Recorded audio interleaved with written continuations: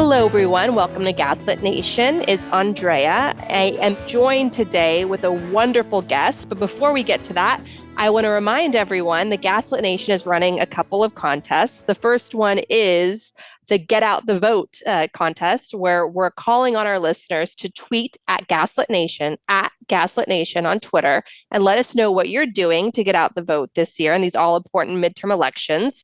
And from the responses we receive, we'll select a handful of folks to come on the show and hang out with us and do a big episode where we process and look back on this make it or break it election for our democracy and come together and support each other. We did this in 2020 and it was a lot of fun. So we're going to be doing it again in 2022.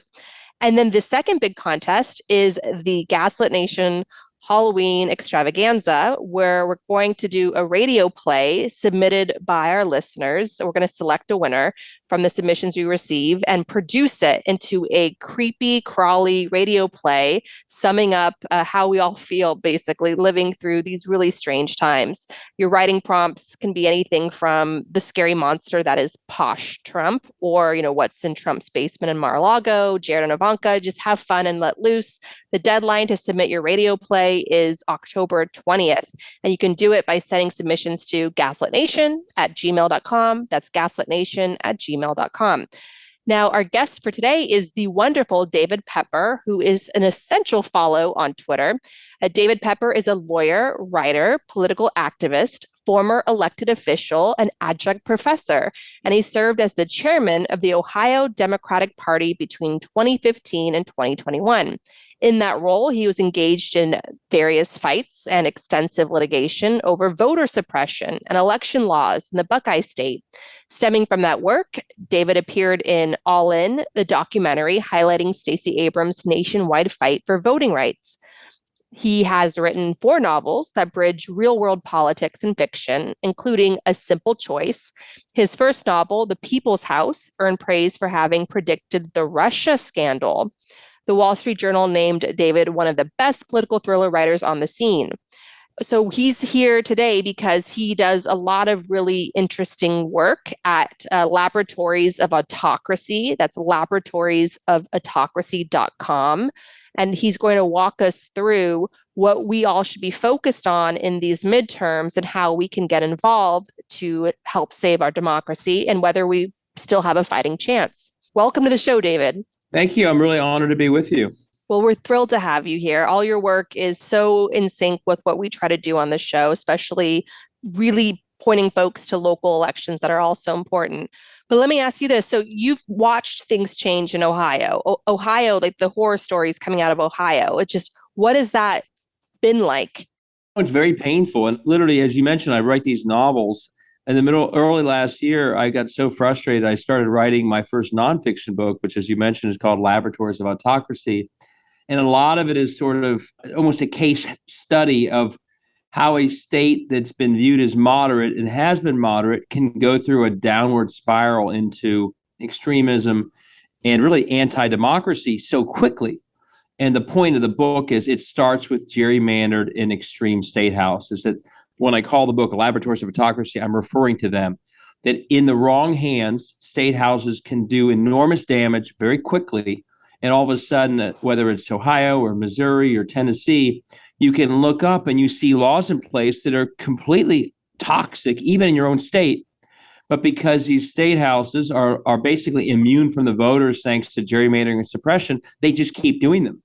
And one of the points I make in the book, and I think this ties into so much of what Sarah writes about, not only does it become a state of extremism, but the public outcomes in these corrupt state houses also begin a downward spiral. Because if all you care about, because you don't have a general election, is the extremists who can keep you from having a primary, or the private interests like for-profit online schools, or you name it, and you're doing them favors at the expense of the public, you're going to see a quick downward spiral in the quality of your public schools, or lack of investment in infrastructure, or things like privatizing the energy grid in Texas. So what you're seeing in states like Ohio, and this is the painful story I tell, I joke in the book, but it's true. I went to law school out east. I was literally named most likely to be president of the Cincinnati Board of Tourism. I brag about Ohio all the time. But it's harder to brag when your state is seeing this downward spiral of outcomes, almost however you can measure them, be it public health, be it student debt, be it quality public schools. In Ohio and other states like ours, those results are plummeting because we have a state house that has basically been hijacked by private interests and does their bidding at the expense of the public. So it's not a very good story. But the point of the story, and this is, I think, what you do as well, once you see the problem, my hope is we're all a lot better at solving it than continuing to fight a losing battle because we actually don't see it for what it is. So the whole point of my book and what I do every day is to show people, here's what's happening in all these states. It's a deep assault on democracy, the front line of which is the state house of these states. And if we don't readjust our strategy and see that this is about saving democracy, we will continue to not succeed as they attack democracy. So it's a sobering story about a great state that's going downhill. But my hope is it also inspires people to see how they can get involved to change that trajectory.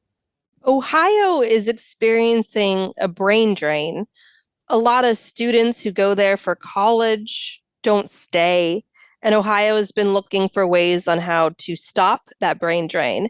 But yet, the far right politicians are passing these horrendous laws, like the abortion ban law, Yeah. making the brain drain even worse. Honestly, like, here's the thing that's so crucial to understanding these state houses. Once you have gerrymandered legislatures so that literally not a single one of these people ever faces a real election, and that's what they're doing in these states. It's not only do they want to have control of a state house when they don't deserve it, like they do in many, Wisconsin and Michigan and Pennsylvania are Democratic states. The Republicans control the state house thanks to gerrymandering. They've created a system where almost not a single member of these state houses ever faces an election. I mean, they're so guaranteed. What happens once you have that system is public service stops being the goal of these places. So as you're saying, like the fact that people leave, the fact that our public schools are doing worse, the fact that healthcare is bad, it's not a coincidence. They're not trying to serve those public ends anymore.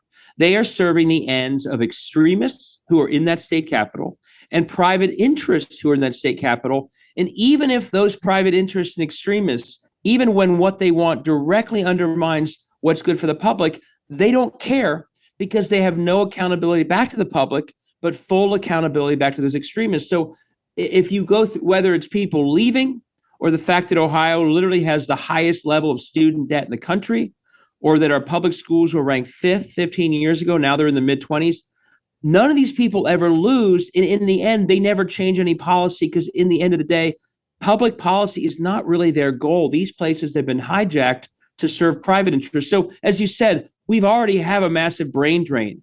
What's it going to do to our state that we have now, an abortion ban with no exceptions for rape or incest, such that a 10-year-old rape victim had to go to Indiana for an abortion? I mean, of course, whether you're Ohio State or Kenyon or Oberlin or you're Procter and Gamble or Cleveland Clinic, you think you're going to be able to recruit young women from all over the country that you need in a state with that extremism? Of course not. But these politicians, honestly, they just don't care, because in their world, the only thing that really gets them ahead is keeping those extremists happy. And being a moderate is actually how they lose office. So all the incentives in these locked up gerrymandered state houses are the opposite of what you and I think of as sort of public service and how it should actually happen. Right. And then they just stay in power and enrich themselves. Absolutely. And what I go through in the book, we have an accountability crisis in this country. For Trump, we're seeing it now. For DeSantis, but we also have it at these state house levels. They never face accountability for either extremism or breaking the law. And so I go through examples where even when they pass things that are so toxic, as extreme as it gets, they all get reelected the next time because they can't lose. And so they just keep going and going and going until we come up on our end, and this we'll talk about this later in the show, with ways to start holding them accountable for being extremists. They're just going to keep going because right now, the only incentive they have is to be more extreme, and they have a disincentive to be more moderate because that's actually what they'll get accused of in the next primary in a way that'll cost them the election. So yeah, they never will stop, and they never are punished for being extremists. They're only punished if any of them ever says, "Well, that's going too far. I can't do that." Right. When I was a kid in the 80s and 90s, Ohio was that bellwether state. Whoever Ohio votes for in the Electoral College becomes president. And that doesn't feel that way anymore. It feels like Ohio's just this lost cause because it's become this autocracy. How did we get here? And what did the Republican Party do to get us to this point in Ohio? And what has the Democratic Party response been all these years? Like, where have the Democrats been all Yeah. this time? A couple of responses. One reason we're not the same bellwether we were 20 years ago is for a good reason, and it's that Virginia is now blue, Colorado is now blue. You don't have to win Ohio. We saw it with Georgia, Arizona. You no longer have to win Ohio to win the presidency, which I think is frankly, although I'm in Ohio, so Ohio loved being a sort of bellwether, it's actually a good thing that Democrats have other paths, just regardless of what you think about Ohio. And I think Democrats can still win Ohio. I think that Tim Ryan has a 50-50 shot right now to win. Sherrod Brown did. So one thing I would caution is don't let the extremism of the state house make you think that somehow Ohio is now off the rails extreme as a populace. We're a state that leans a little red. We've leaned a little red for years. But Obama winning Ohio was a big deal because Bush had won Ohio decently well too. What's happening though is you see with a state house can take a state that is, a little red or a toss up like Wisconsin and make it look extreme by passing extreme laws that the people can't do anything about. So all around the country, we have states that are somewhere in the middle, maybe a little more red like Ohio, maybe a little more blue like Wisconsin, but all behaving as extremist states because these gerrymandered and rigged state houses basically have created institutions. I call them fortresses with no accountability. They are launching their extremist attacks from these state houses in a way that's completely disconnected to the people of those states. Trump clearly got a hold of Ohio voters in places that used to vote more reliably for Democrats. And that's what explains, he certainly won more decisively than Republican presidential candidates had, even though, again, Sherrod won by 7 and 18. So clearly Trump had a hold on he generated a higher rural turnout and won some voters in some parts of the state that had used to go to Democrats. At the same time, on the flip side, you see a lot of the suburbs of Ohio that used to be very red, the heart of Ohio Republicans, are now blue. So really what's happened in Ohio that's so different is you could still see Democrats win Ohio, but the other big shift is it used to be that the Republicans that won Ohio were moderate Republicans. George Voinovich, even Rob Portman, although he's been terrible on a lot of issues, Mike DeWine. Normally the moderates would win primaries. Now you're starting to see that the Republicans that succeed in Ohio are like J.D. Vance, like way to the Kasich beat Trump, for example, in the Republican primary in 2016. What you're seeing is somewhat of a shift, but you're seeing a shift in the type of Republican that wins Ohio. It used to be the old Taft moderates. Now it's sort of corporate types. Now it's this far right that is defeating the old moderate Republican Party. And that's why, J.D. Vance has become such a spectacle in Ohio. It's the first time we've seen someone who's literally full in on the extremist stuff running for a statewide Senate seat. In the past, we haven't really seen that. And so, where have Democrats been all this time? So Democrats, and I was chair for some of the years, so I was part of this, but Democrats, we won the governor's race between 6 and 10. Obama won 8 and 12. I think where Democrats really got caught off guard, and I was a candidate, I write about this in my book, was that the 2010 cycle, despite a lot of hard work, got away from Democrats. And Ted Strickland lost by 2. I lost my race by 5. I was running for state auditor. That was one of the races that would have actually determined the outcome of the gerrymandering process. And I don't think Democrats appreciated, and this is why I started writing my books, I was so frustrated by it, how poisonous the 2011 gerrymander was in Ohio. They took a state that had a majority Democratic delegation to Congress as recent 2008 and turned it into a 12-4 guaranteed Republican delegation to Congress.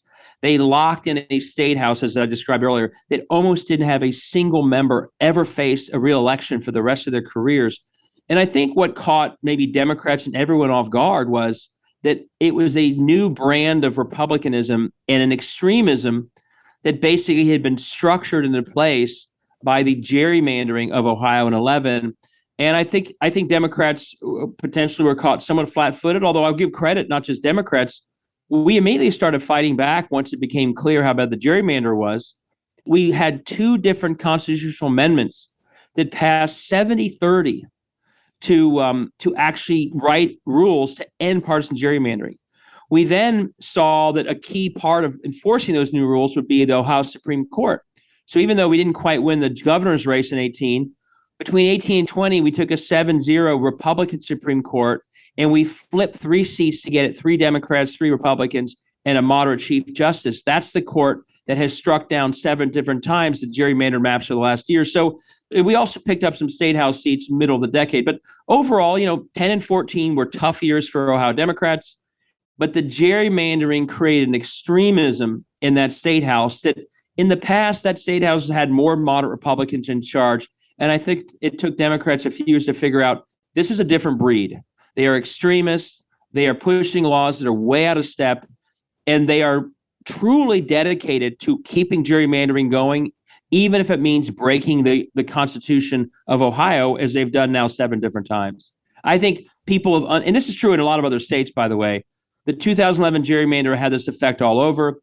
And I think people are still slow to pick up just how lawless, just how anti-democratic, and just how extreme the people running these gerrymandered state houses have become. We all think about Marjorie Taylor Greene, right? And Jim Jordan. There are hundreds of people like them in state houses every day who aren't in the minority, but they're in the majority every single day passing laws. And so much of the democratic world is so focused on Washington, we actually don't see that the deeper damage to democracy is happening by extremists as crazy as Marjorie Taylor Greene, who are in the majority passing laws. And that's what we all have to focus on a lot more, whether it be in Ohio or everywhere else. Right. It's the strangest thing. There's a sense of, with all the craziness in the world, that we might face a future where America breaks apart, right? There's an uptick in political violence and disinformation, and Trump's cult is going strong and clearly is going to outlast him, unfortunately. So there's this feeling that America will come apart. And we see that through this extreme gerrymandering, bringing these autocracies to power in states like Ohio, where we're going to have 2 very different Americas, right? Like the failed states of Texas and Ohio and Missouri and elsewhere, where people are criminalized for basic human rights, like a right to abortion. Right. So that's what's really scary is how this could really, if it continues to go unchecked, pull our country apart. Yeah, but let me just say, I wrote the book because I remain an optimist that we can keep that from happening. I believe that over time, but it's happening as we speak. If we're smart, if we continue our same game plan of only focusing on federal swing states for federal elections, then what you're describing could very well happen. But in states like Ohio, we saw with Kansas, they are getting so extreme. The public outcomes are so indefensible. Like, for example, 4 days of school a week in Kansas, a failed energy grid so people froze to death in Texas, that even though they've rigged these places, their outcomes, their extremism is getting so indefensible that if we fight hard in these places, like we saw with that Kansas ballot measure just a few weeks ago, we can win. Yes, there is a risk of what you're saying. I think there's opportunity to keep it from happening, but only if we get really smart, really quick about how to fight the battle. And what we have not been doing, because I think Democrats and the media and others have been slow to perceive that this is not politics as usual. This is not simply playing to win elections on a fair playing field. The other side is going for democracy itself. How can they undermine democracy to impose a minority world and extreme viewpoint on all of us? And they've chosen state houses. That's where they do it, because state houses, through gerrymandering and other things, can be locked up and be anti-democratic. Once you see that, it calls upon all of us to broaden our battle plan. So we're not just about Tim Ryan winning, and obviously we want him to win, but we're also about contesting state house seats, contesting Secretary of State seats, taking on extremism, holding extremism accountable. You never know where your wins are going to be, like Kansas, if you don't try. So the point is, we have to broaden our game plan, see that it's a battle for democracy that starts in states. Once you see that, it actually, the plan, what you have to do becomes quite clear. The problem is we haven't seen enough of an adjustment yet to do it. But I think if we do it and we do it well and smartly and aggressively and understand that the stakes are democracy itself, I think we can avoid what you're describing. I think if we continue to do the same thing that doesn't work, then we won't avoid it. So it's up to us collectively to figure it out and to figure it out very quickly. What do you advise someone in a state like Ohio, Missouri, Mississippi, even in states where, it's fairly blue now, but things could always turn, like Colorado, Virginia. What advice do you have for these folks? In these states, Mm-hmm. so in my book, I go through 30 steps that everyone should undertake. And they're very similar to what you guys have on your website about sort of the action steps you recommend. Our action Everyone guide on can play a role. gaslitnation.com. Yeah, your action guide. It's very similar. So there's some very political things to do, and then there's some things that are just about lifting democracy. And in some states, the biggest challenge in democracy is the purging of voters, hundreds of thousands of millions of voters in places like Georgia, Florida, Ohio. Get yourself organized in a way that you're lifting voters through not just your traditional voting registration activity, but I always give an example in Ohio. Sherrod Brown convinced McDonald's to have on every single tray a voter registration form when he was Secretary of State. Think about all the ways that in your footprint in life, you also can lift voters, whether it's the residents of your apartment building or senior center, whether you're the mayor of a town that has rec centers and libraries, are you registering people in those locations?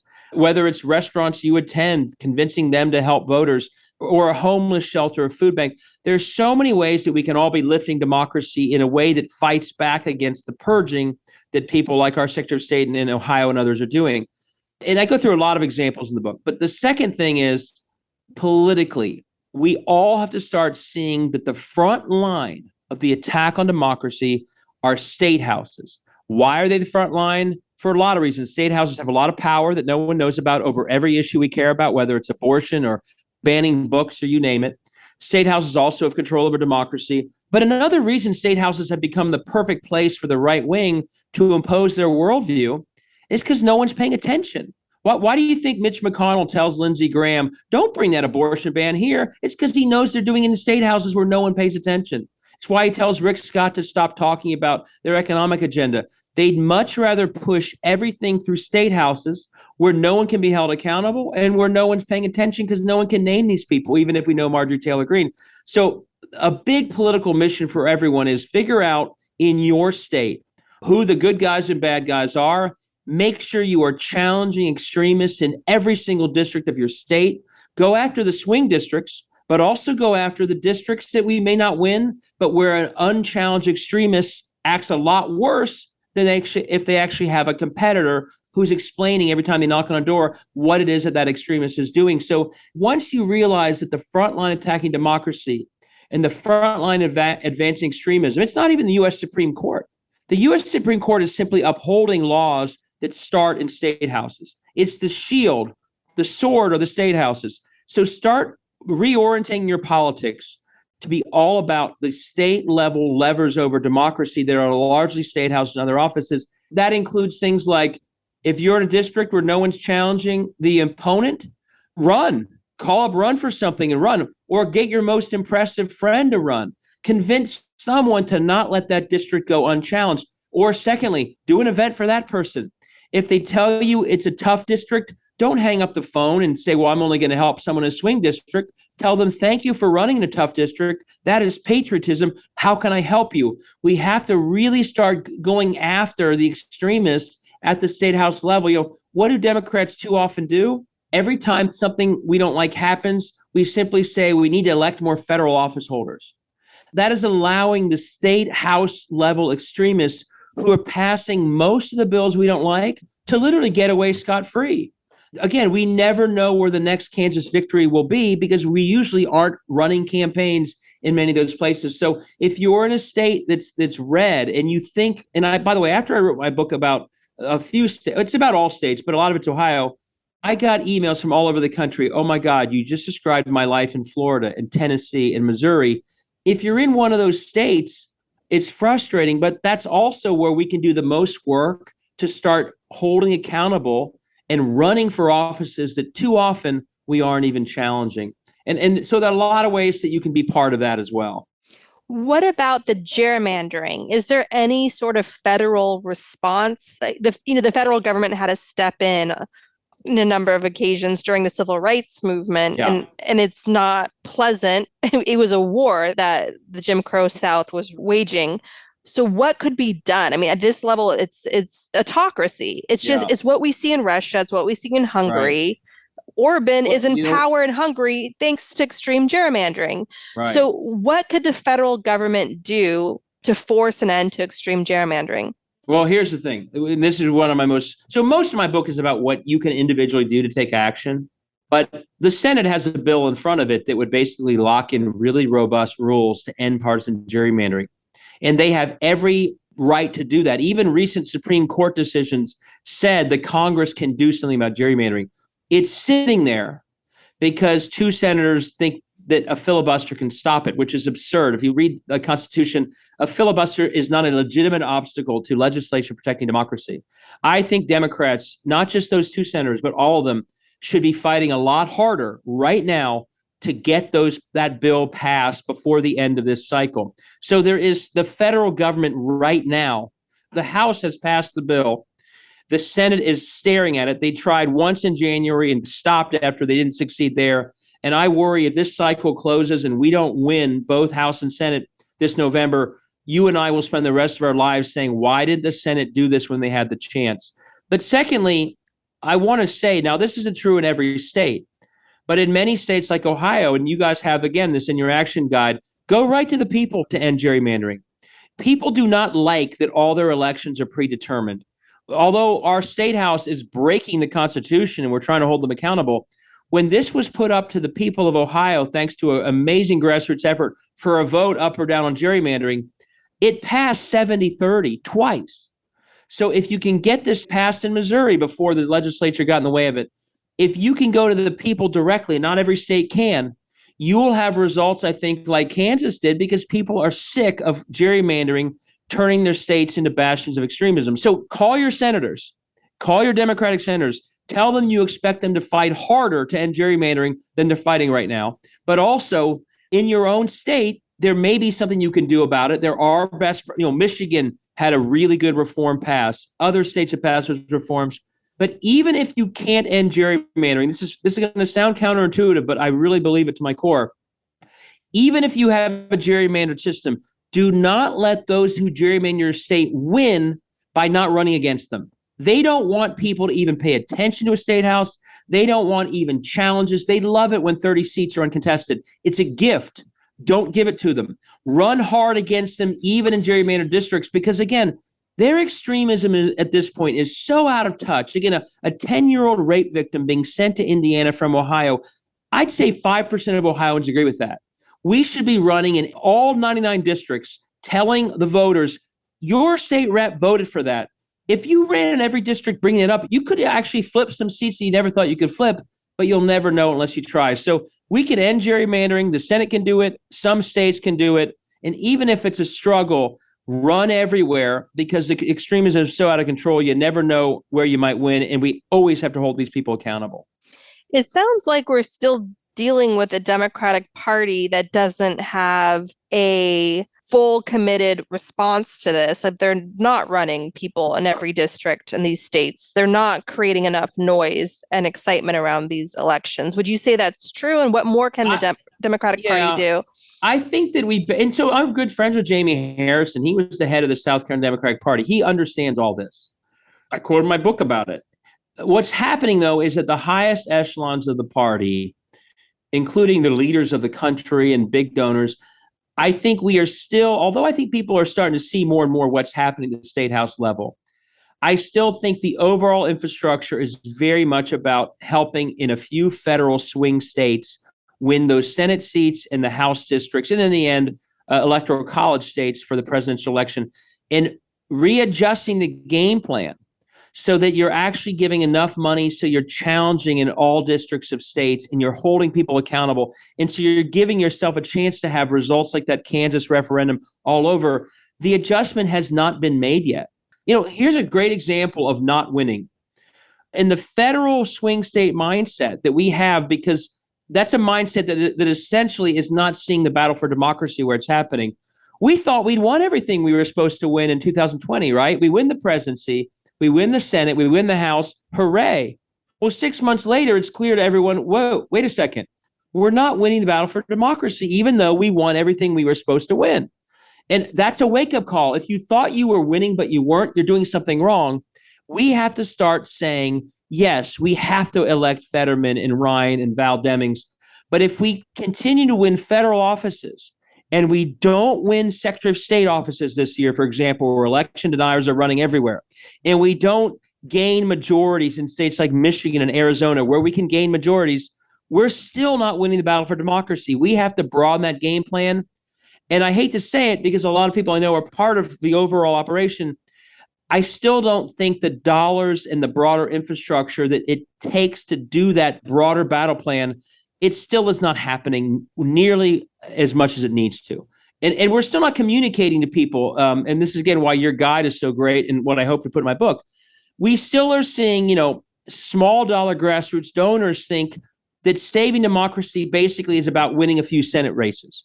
And I want those donors, those small dollar grassroots donors, to get as excited about helping the Secretary of State candidates beat off like the election deniers in Arizona and other states, Michigan, where they're running, or understand that gaining the majority of Arizona, where we're only 2 seats away, or Michigan, has as much impact on democracy, maybe long-term in these Secretary of State races as anything else, or that if we can pick up or retain certain Supreme Court seats in North Carolina and Ohio, that will have as much long-term impact on democracy as winning a congressional seat in those states. We have not communicated well to our base, our grassroots donors and volunteers, that democracy is at stake as much in those races, in some cases more, than it is in the federal races that we always talk about. And we have to do that in every way possible. So we're recording this conversation at the end of September. We're running it the first week of October. So that gives us a few short weeks, 5 or so weeks until Election Day. In this final home stretch of these all-important midterm elections, where should folks be investing their time and how do they do it?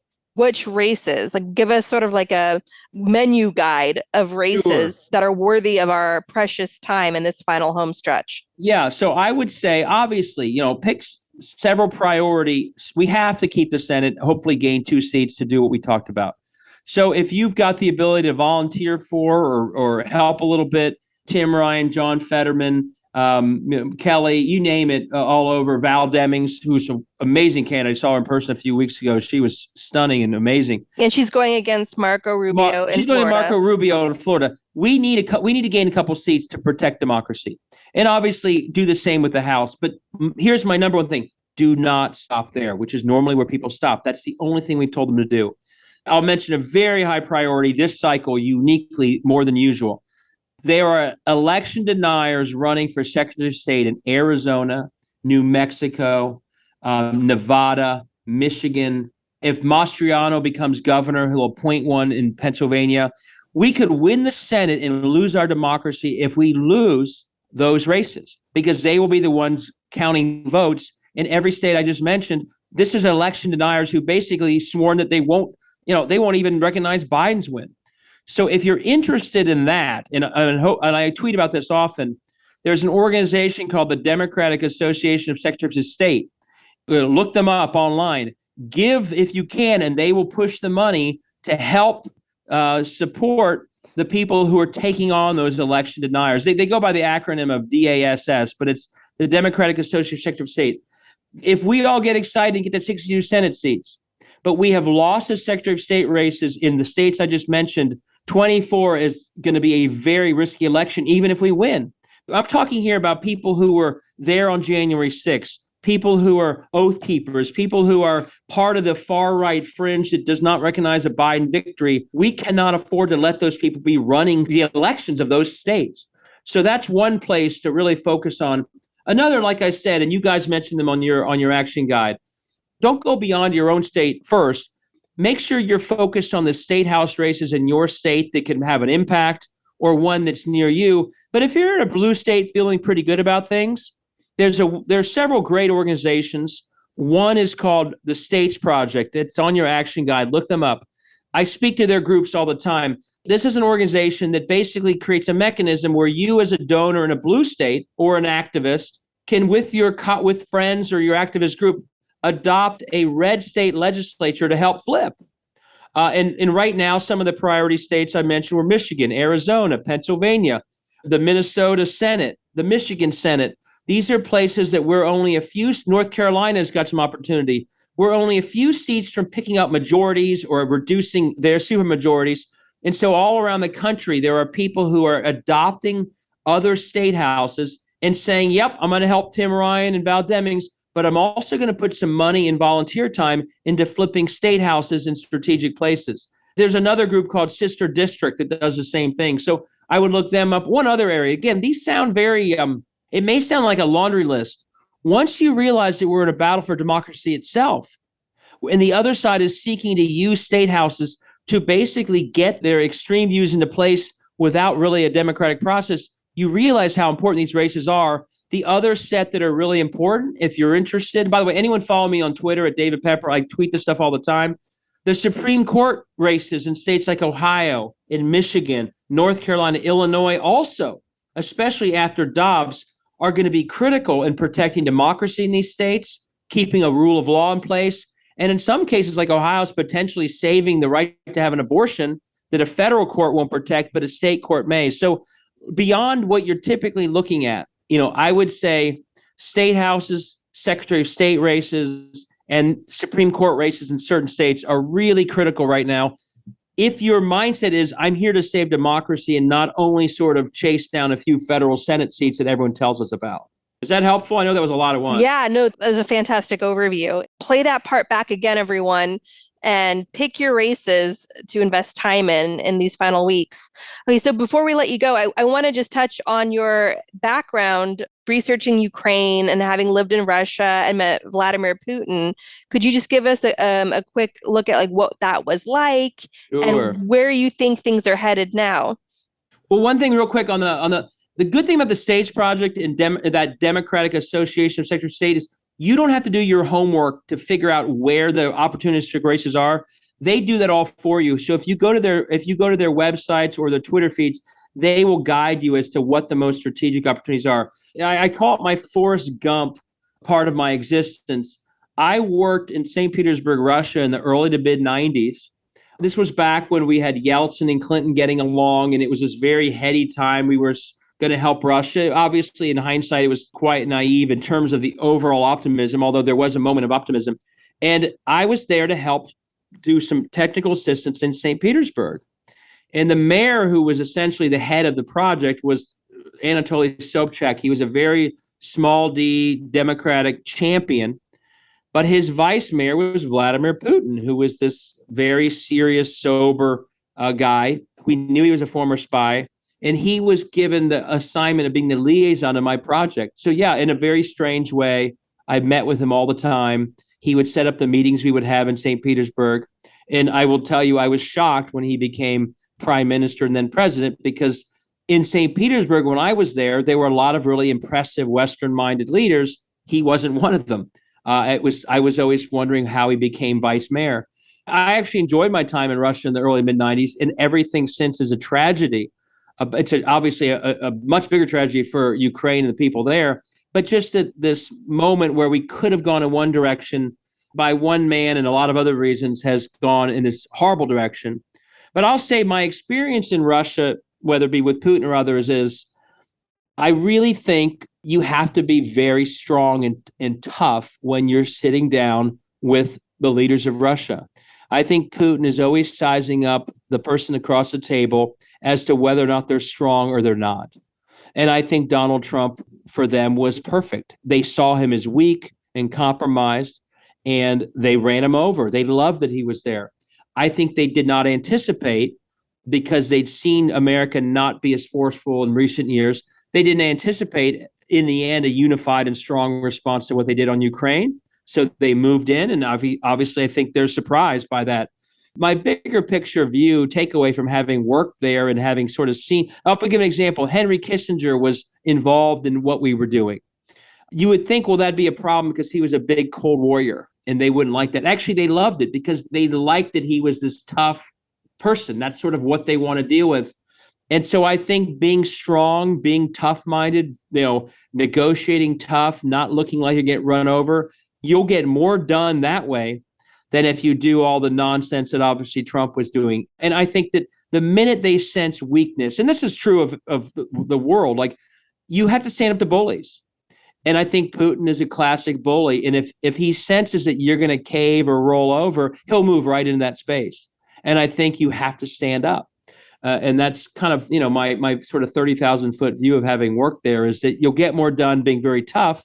And obviously, in hindsight, I think they viewed Hillary Clinton as actually being quite tough. That's why they didn't want her there. They'd much rather have a weak person like Trump than someone who they knew would stand up to them. So it was an interesting time. And it's obviously tragic now that we're seeing not only what was this moment of optimism in Russia implode, but now we're seeing the worst fears of Russia trying to become an empire again play out in a way that we can only hope is not successful. And that's good advice for the autocrats and wannabe autocrats here at home. You have to stand up to bullies. Absolutely. I mean, it's Trump's whole life. When they do not see accountability for what they do, when they do not see a hard pushback, they go further. They don't learn just to keep going. They learn to do even more. I mean, that's the history of Trump and these failed impeachments. And so whether it's Ron DeSantis, I'm so glad that Texas sheriff is looking into any criminal implications from kidnapping those migrants. Whether it's the Ohio legislators violating the Ohio Constitution, whether it's Merrick Garland being tough on Trump, not just for classified documents, but for January 6th. Until bullies like these people, lawless thugs is what they've become, until they see real accountability in court, in the rule of law, or at the polls, they will never, ever stop. The more moderate wing of the Republican Party has learned this. They didn't stand up to Trump, and they let someone who, when he went down that escalator, was fringe, take over their party because he never stood up to him. And I think the rest of America has to learn that lesson. These folks that are violating laws left and right, that are extremists, we have to be tough as nails, taking them on, holding them accountable whenever we can, and standing up to them. And the opposite approach has been tried for far too long, and it's simply not working. And that's why I say we have to run everywhere. Whoever passed that Dobbs law, they should have a Democrat fired up running against them in that state house district. Everyone who voted for it should have a candidate against them. Everyone who voted to send that Ohio 10-year-old rape victim to Indiana, every one of them should face an opponent, calling them out at every door they knock on for doing that. We have to stand up to the extremists and bullies, or they'll just keep going. But if we all of a sudden force the issue, like they did in Kansas, all of a sudden make them fear us as opposed to fear the extremists. And we just have not had that aggressive mindset I think we need to take all that stuff on. And that has to change right away. And for more ways on how to change that, check out the Gaslit Nation Action Guide and gaslitnationpod.com, as well as our 2022 Survival Guide, also on the website, gaslitnationpod.com. And check out David Pepper's book, Laboratories of Autocracy. You can find it through his website, laboratories-of-autocracy.com. That's Laboratories of Autocracy. Thank you so much, David Pepper. Everyone follow him on Twitter. He is one of the wonderful voices that is going to get us through these critical next years. Thank you so much. Great to be with you.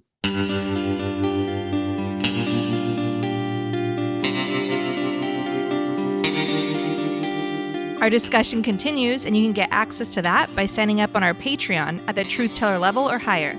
Pakistan has been decimated by record floods, and people need help. To help victims of the floods, donate to Pakistan Emergency Flood Aid at www.launchgood.com/campaign/Pakistan_emergency_flood_aid. Climate and economic crises are everywhere, so continue supporting your local food bank as well. We encourage you to help support Ukraine by donating to Rosem for Ukraine at rosemforukraine.org. We also encourage you to donate to the International Rescue Committee, a humanitarian relief organization helping refugees from Syria, Ukraine, and Afghanistan. Donate at rescue.org. And if you want to help critically endangered orangutans already under pressure from the palm oil industry, donate to the Orangutan Project at theorangutanproject.org. Gaslit Nation is produced by Sarah Kenzier and Andrea Chalupa. If you like what we do, leave us a review on iTunes. It helps us reach more listeners. And check out our Patreon. It keeps us going. Our production manager is Nicholas Torres, and our associate producer is Carlin Daigle. Our episodes are edited by Nicholas Torres, and our Patreon-exclusive content is edited by Carlin Daigle. Original music in Gaslit Nation is produced by David Whitehead, Martin Bissenberg, Nick Farr, Damian Arriaga, and Carlin Daigle. Our logo design was donated to us by Hamish Smith of the New York-based firm Order. Thank you so much, Hamish. Gaslit Nation would like to thank our supporters at the producer level on Patreon and higher: Jess Sauer, Chick Quinn, Lily Wachowski, Sean Rubin, Todd Pearlstein, Kenny Main, John Schoenthaler, Ellen McGirt, Joel Farron, Larry Gasson, Erica Moore, Karen A. Deal, Nico Phillips, Brian E. Castor, Tatiana Birch, Karen Heisler, Ann Bertino, Chris Bravo, T.R. Dunstan, John Millett, David East, Stu, Ida, Ben Wheaton, Joseph Mara Jr., Rich Holcomb, Thomas Scheibe, Kelsey Malsom, Julie Matthews, Meganopolis, Barbara Kittredge, Matthew Womack, Silas Frank, Sean Berg, Kristen Custer,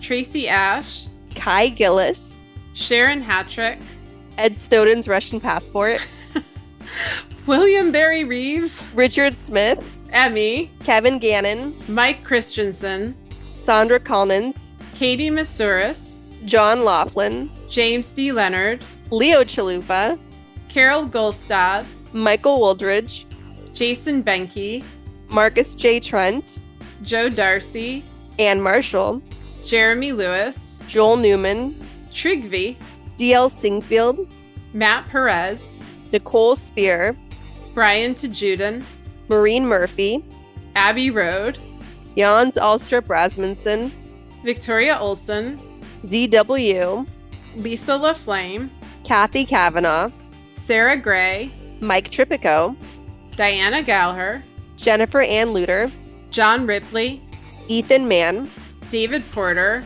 Kate Cotton, Leah Campbell, Lynn Schneider, Jared Lombardo, Karen Humphreys, and Marshall. and Tanya Chalupa. Thank you all for your support of the show. We could not make Gaslit Nation without you. Thank you.